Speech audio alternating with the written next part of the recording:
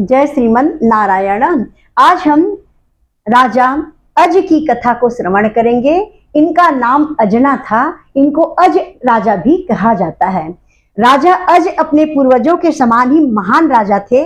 महान मृदुभाषी, विनीत रहने वाले, धर्मनिष्ठ राजा थे। इनका हृदय प्रेम से भरा हुआ था। ये प्रेम पूर्ण राजा थे। इनका विवाह होता है इंदुमती के साथ। इंदुमती स्वर्ग की अप्सरा थी, जिन्होंने वशिष्ठ के आशीर्वाद स्वरूप इंदुमती के रूप में जन्म लिया था और जन्म लेकर के उनका विवाह होता है राजा अज के साथ। इंदुमती स्वर्ग की जब अप्सरा थी तब हरिणी के रूप में थी।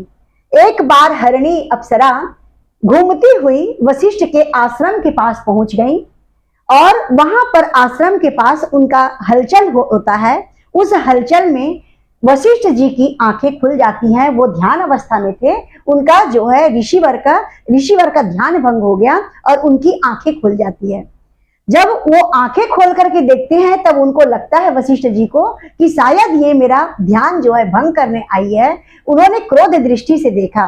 तब हरिणी बोलती है कि हे ऋषिवर, मैं ऐसे ही विचरण करती हुई आपके आश्रम में आ गई हूँ, परंतु मेरा उद्देश्य आपकी तपस्या को भंग करना नहीं है, ऐसा उन्होंने कहा। तब वशिष्ठ जी बोलते हैं कि हे अप्सरे, हे हरिणी, तुम आ गई हो तो एक बार इसे मेरा क्रोध जानो या आशीर्वाद जानो। तुमको एक बार पृथ्वी में जन्म लेना होगा और पृथ्वी में जन्म लेकर के उसके बाद तुम वापस अपने स्वर्ग में जा सकती हो, ऐसा उन्होंने कहा। उसके बाद तुम वापस स्वर्ग चली जाओगी, अपने धाम चली जाओगी, ऐसा उन्होंने कहा। हरिणी ने प्रेम से श्रद्धा के साथ उनको प्रणाम किया और उनके इस आशीर्वाद को स्वीकार करती हैं। हरिणी कुछ दिनों बाद देह को त्याग करके इंदुमती के रूप में राजा कुशध्वज के यहाँ जन्म लेती हैं और जन्म लेकर के इंदुमती का विवाह अजना के साथ अर्थात राजा अज के साथ होता है। ये दोनों इतने महान पति पत्नी हुए। दोनों का प्रेम आदर्शमय रहा। दोनों का गृहस्थ जीवन, दोनों का प्रेममय जीवन धर्ममय रहा और बहुत ही आदर्श के साथ इन्होंने अपना जीवन को बिताया था। सारी प्रजा को ये अपने बालक के समान जानते थे और सारी प्रजाओं में अपना प्रेम को बांटा करते थे। दोनों प्रेम की मूर्ति थे, दोनों ही प्रेम की मूर्ति थे। अपने परिवार को, अपने समाज को और अपने राज्य को भी ये अपना प्रेम बांटा करते थे। इतने महान पति पत्नी ये साबित हुए। इतिहास में ये बहुत ही महान विनीत भाव रखने वाले प्रेममयी राजा रानी के रूप में जाने जाते हैं। जब एक बार ये दोनों पति पत्नी पुष्पक विमान में बैठ करके, राजा अज और इंदुमती पुष्पक विमान में बैठ करके अपने नगर की परिक्रमा कर रहे थे। नगर भ्रमण करते हुए वहां के जो विहार हैं वहां चले गए, उद्यानों में जो परिभ्रमण करने लगे। उस समय क्या होता है, आकाश मार्ग में ऋषिवर, मुनिवर, नारद जी कहीं जा रहे थे। उनकी जो माला थी उसमें से एक पुष्प टूट करके गिर जाता है और इंदुमती के शरीर में आकर के गिर पड़ता है। यह उनका मोक्ष का समय था। समझिए, उन्होंने अपना जीवन पूर्ण कर लिया था। जितना दिन उनको पृथ्वी में रहना था उन्होंने अपना जीवन पूर्ण कर लिया था। जैसे ही एक सद्गुरु का पुष्प, नारद सद्गुरु हैं, उनका पुष्प जैसे ही उनके शरीर पे गिरता है वहीं पर उनका प्राण निकल जाता है। वापस वो स्वर्ग चली जाती हैं। अब वो प्राण त्याग करके वापस अपने धाम को चली जाती हैं। राजा अज जो है बहुत दुखी हुए और अत्यंत विलाप करने लगे। उनका शेष जीवन, राजा अज का शेष जीवन अपनी पत्नी की यादों में ही व्यतीत होने लगा। वो इतने प्रेम से में भरे हुए थे, उनका हृदय इतना प्रेम में था कि कभी भी अपनी मर्यादा को उन्होंने भंग नहीं किया। केवल अपनी पत्नी की याद में और अपनी याद में रहकर अपने बच्चे का पालन पोषण करने लगे। राजा दशरथ का पालन पोषण करते हैं। उनको अपनी माता का भी प्यार दिए और पिता का भी प्यार देते हैं। माता और पिता का प्यार देकर महान राजा बनाए राजा दशरथ को। और जब दशरथ बाल्यकाल से, उस समय बालक के रूप में थे राजा दशरथ, जब इंदुमती का देह त्याग होता है, बालक को युवा अवस्था तक राजा अज जो है पहुंचाए, उनको बहुत ही अच्छा राजा बनाए, योग्य राजा बनाए और योग्य राजा बना करके उनको आसन पे बिठाते हैं और अपना आसन में बिठा करके स्वयं जो है देह का त्याग कर देते हैं। पूरी शेष जीवन उनका हृदय जो है उनके याद और उनके प्रेम में ही उनका व्यतीत होता है।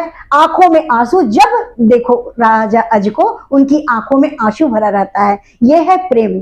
प्रेम जब अनंत हो गया, रोम रोम शंत हो गया। वो इतना प्रेम करने लगे थे अपनी पत्नी को, चाहे प्रेम किसी मूर्त से हो, चाहे किसी जीव से हो, किसी अपने गुरु के साथ हो जाए, किसी अपने प्रिय के साथ हो जाए, तब जो प्रेम जब अनंत हो जाता है, भगवान के साथ हो जाए, तो जब प्रेम अनंत होता है तो आदमी उसके ही ध्यान में रहता है, उसका रोम रोम जो है प्रेममय हो जाता है, साधनामय हो जाता है। राजा अज प्रति सेकंड उनकी यादों में रहते थे, शेष जीवन उनकी प्यार में बिताए, हर पल उनको याद करते थे, उनके आंखों में अश्रु भरा ही रहता था उनकी याद में। जैसे ही राजा दशरथ युवा हुए, उनको आसन में बिठाते हैं, स्वयं देह त्याग कर देते हैं। यह राजा दशरथ की कथा है और माता इंदुमती की कथा है। महान धर्म पत्नी के रूप में इंदुमती प्रसिद्ध हैं और महान राजा के रूप में राजा अज हुए। उनके यहाँ राजा दशरथ जन्म लेते हैं। दशरथ जी का जीवन बहुत ही अच्छा रहा, परंतु उनका मृत्यु बहुत कारुणिक रहा। युवा अवस्था में राजा दशरथ जो है शिकार के लिए जाते हैं और अनजान वश वो शिकार करते हुए श्रवण कुमार की उनके हाथों से हत्या हो जाती है। अनजाने ही उनकी हाथों से हत्या हो गई श्रवण कुमार की। उनके माता पिता ने श्राप दिया कि जैसे हम आज पुत्र के वियोग में मर रहे हैं, मृत्यु को प्राप्त हो रहे हैं, ऐसे ही पुत्र के वियोग में एक दिन तुम्हारी भी मृत्यु होगी, ऐसा उन्होंने श्राप दिया।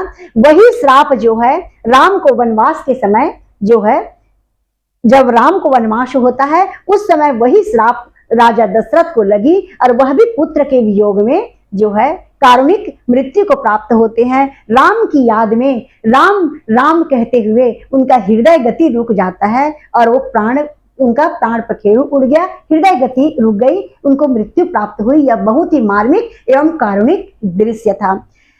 जो राजा दशरथ शेष जीवन तो बहुत धर्ममय बिताए, बहुत यश एवं कीर्ति के साथ बिताए, परंतु उनका जीवन जो है अत्यंत कारुणिक रहा। यह है राजा दशरथ की कथा। जब राम जीवन से निकल जाते हैं, जब राम जीवन से दूर हो गए, तब आदमी को निश्चित रूप से मृत्यु तुल्य या तो कष्ट होता है या मृत्यु की प्राप्ति होती है। यही है राम का आधार। राम को अपने जीवन में धारण करना चाहिए, भगवान को अपने जीवन में धारण करना चाहिए। यदि भगवान किसी कारण से अपने जीवन से निकल गए, भगवान जीवन से दूर हो गए, तो वह जीवन एक मृत्यु तुल्य जीवन है, मरा हुआ शरीर के समान वह जीवन है, मरा हुआ जीवन है, वह मृत्यु तुल्य जीवन है।